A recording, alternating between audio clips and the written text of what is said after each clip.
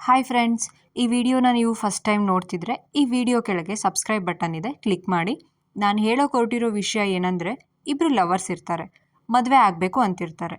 ಅವ್ರ ಲೈಫಲ್ಲಿ ಯಾರು ಎಕ್ಸ್ಪೆಕ್ಟೇ ಮಾಡಿರೋದಿಲ್ಲ ಅಂಥ ಒಂದು ಇನ್ಸಿಡೆಂಟ್ ನಡೆಯುತ್ತೆ. ಏನಂತ ಮುಂದೆ ಹೇಳ್ತೀನಿ, ಈ ವಿಡಿಯೋನ ಕೊನೆಯವರೆಗೂ ನೋಡಿ. ಪ್ರೀತಮ್ ಪಕ್ಕದ ಮನೆ ಹುಡುಗಿನ ಲವ್ ಮಾಡ್ತಿರ್ತಾನೆ. ಅವಳ ಹೆಸರು ಪ್ರಿಯಾ. ಅವಳಿಗೆ ಪ್ರಪೋಸ್ ಕೂಡ ಮಾಡ್ತಾನೆ. ಅವಳು ಕೂಡ ಒಪ್ಕೋತಾಳೆ.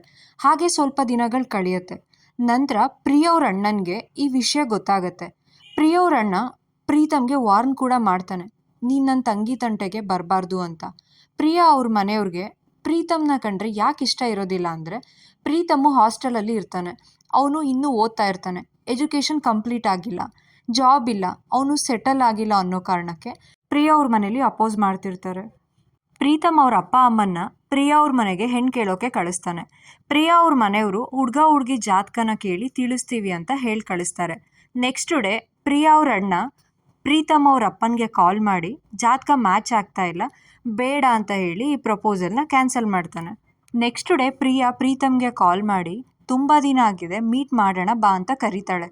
ಪ್ರೀತಮ್ ಅವಳನ್ನ ಮೀಟ್ ಮಾಡೋಕ್ಕೆ ಹೋಗಬೇಕಾದ್ರೆ ಆಕ್ಸಿಡೆಂಟ್ ಆಗಿ ಸತ್ತೋಗ್ತಾನೆ. ಅವ್ನು ಸತ್ತಿದ ಸ್ವಲ್ಪ ದಿನಗಳ ನಂತರ ಪ್ರಿಯಾನ್ನ ಬೇರೆ ಹುಡುಗನ ಜೊತೆ ಮದುವೆ ಮಾಡ್ತಾರೆ.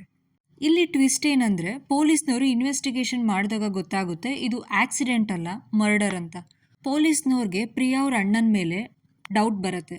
ಪ್ರಿಯಾ ಅವ್ರ ಅಣ್ಣನ ವಿಚಾರಣೆ ಮಾಡಿದಾಗ ಅಲ್ಲಿ ಗೊತ್ತಾಗೋದೇನೆಂದರೆ, ಪ್ರಿಯಾ ಅವ್ರ ಅಣ್ಣ ಜಾತಕ ಮ್ಯಾಚ್ ಆಗಲ್ಲ ಅಂತ ಸುಳ್ಳು ಹೇಳಿರ್ತಾನೆ.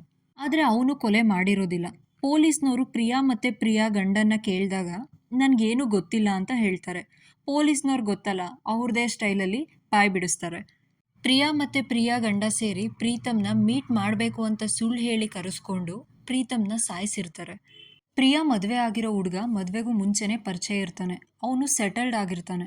ಸೊ ಇವನ್ನ ಮದುವೆ ಆಗಬೇಕು ಅಂದರೆ ಇಲ್ಲಿ ಅಡ್ಡ ಇರೋದೇ ಪ್ರೀತಮ್. ಸೊ ಇವರಿಬ್ಬರು ಪ್ಲ್ಯಾನ್ ಮಾಡಿ ಪ್ರೀತಮ್ನ ಸಾಯಿಸಿರ್ತಾರೆ. ಕೊನೆಗೆ ಪ್ರಿಯಾ ಮತ್ತು ಪ್ರಿಯಾ ಗಂಡ ಇಬ್ಬರೂ ಜೈಲ್ ಪಾಲಾಗ್ತಾರೆ. ಈ ಇನ್ಸಿಡೆಂಟಿಂದ ನಾವು ತಿಳ್ಕೊಬೇಕಿರೋ ಮೆಸೇಜ್ ಏನಂದರೆ, ಇನ್ನೊಬ್ಬರು ಲೈಫಲ್ಲಿ ಆಟ ಆಡಬಾರ್ದು. ಯಾವುದೇ ಡಿಸಿಷನ್ನ ತಗೊಳ್ಳೋದಕ್ಕೂ ಮುಂಚೆ ತುಂಬ ಸಲ ಯೋಚನೆ ಮಾಡಿ ಡಿಸಿಷನ್ನ ತಗೋಬೇಕು.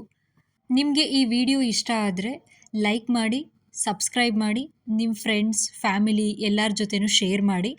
ಇನ್ನಷ್ಟು ಹೊಸ ಹೊಸ ಇನ್ಫಾರ್ಮೇಷನ್ಸ್ಗಳನ್ನ ಮುಂದಿನ ವೀಡಿಯೋಸಲ್ಲಿ ತಿಳಿಸ್ಕೊಡ್ತೀನಿ. ಅಲ್ಲಿವರೆಗೂ ಟೇಕ್ ಕೇರ್. Thank you.